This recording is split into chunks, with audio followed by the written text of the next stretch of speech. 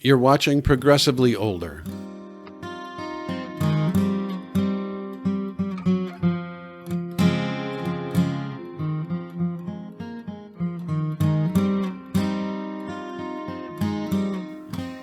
Hi, I'm Lincoln Eaton. I'm the host of Progressively Older. Thanks for stopping by. Well, it was 1967. It was the summer of love. In the Haight-Ashbury district in San Francisco, young people were reinventing what freedom meant in the United States. They were stretching boundaries that had been in place for generations. Peace became a political force, and love a radical form of protest. Now, I knew nothing of this at the time. I was in fourth grade, for goodness sake, and the most love meant to me was kissing both Claire and Heidi in a phone booth outside the gym in the basement of the Brooks School, making them both my girlfriend. Two girlfriends simultaneously. Maybe I knew more about the summer of love than I thought after all. But putting that aside, for me, 1967 would become a year of heroes and memories that would last a lifetime. The Boston Red Sox had simply sucked in 1966. They were an utterly forgettable collection of underachieving ball players. But Haywood Sullivan went to work over the winter, and 1967 would change that forever. A new coach, a new attitude, and as spring tried to bloom past another harsh New England winter, a new hope. Let the season begin. To this day, I can easily recite the starting lineup of that club just like that. I was the perfect age for heroes. I would turn 10 that summer, and these guys, to me at least, were larger than life. Rico Petrocelli at shortstop was a favorite, as me and Danny vied for being the smallest males in our class and weren't shortstops short. The hulking George Scott at first base. Ken Harrelson joining the team in midseason, adding offense and grooviness with his Nehru jackets that had not been there before. Catcher Elston Howard came over from the Yankees and solidified a shaky backstop position. And then Tony C. got beaned. And a no-name rookie, Billy Rohr, pitched a one-hitter. Jim Lonborg emerged as an ace, and of course, there was Captain Carl. Carl Yastrzemski would do it all for the Sox that season. He was the opposite of Ken Harrelson, straight-laced, serious, blue-collar worker bee that took his job seriously and just simply rose to the occasion whenever the team needed him, it seemed.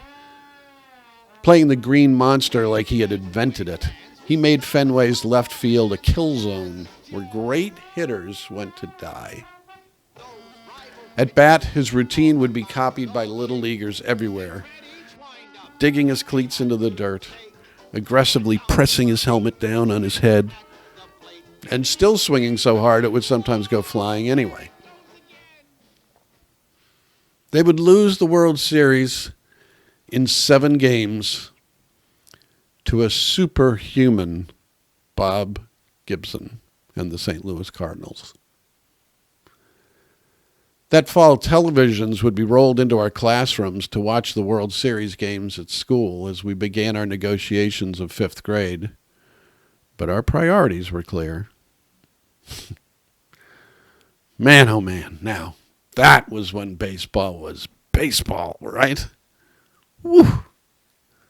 The good old days. No, you see, that's poppycock, really. The kids of today who come up watching their games of choice are forging their own heroes, their own memories, their own nostalgia. In 50 years, aging men will be talking about Mike Trout, Christian Yelich, Alex Bregman, and Mookie Betts, breathlessly recounting their greatest plays and lamenting how the game has changed. Nostalgia is a generational season. It's nothing more.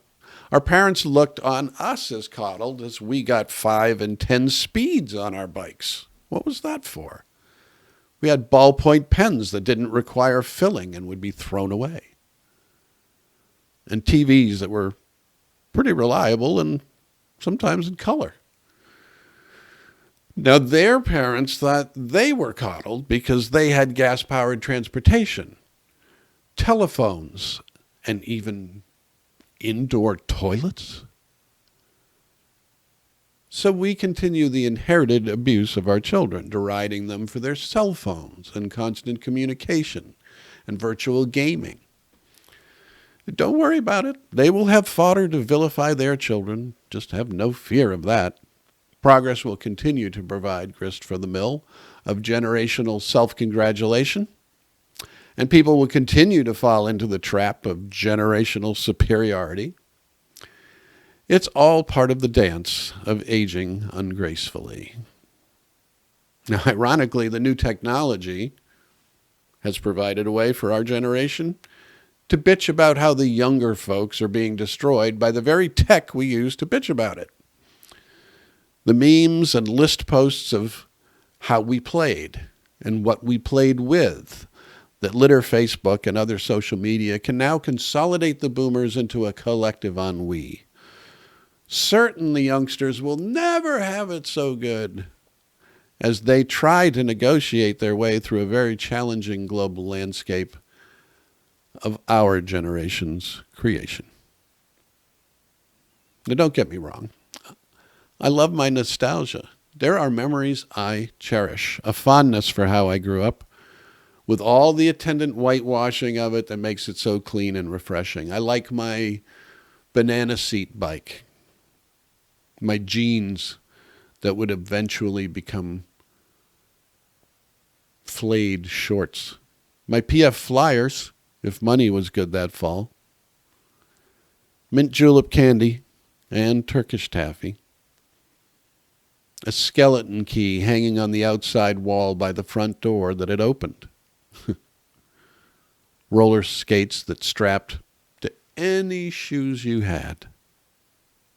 So much more.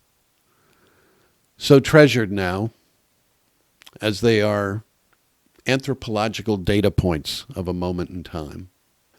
I've just lost the arrogance to think this inheritance of the certainty of our generation's superiority ends with us.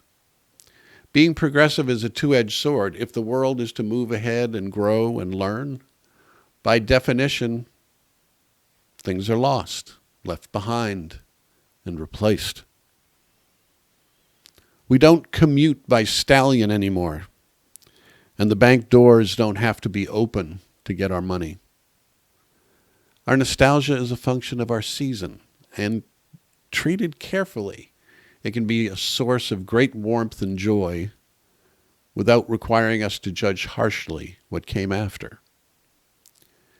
If we are lucky and we face large global challenges with courage and vigor, there will be a future that our next generation of seniors can find wanting and inferior. I'm Link. This has been Progressively Older.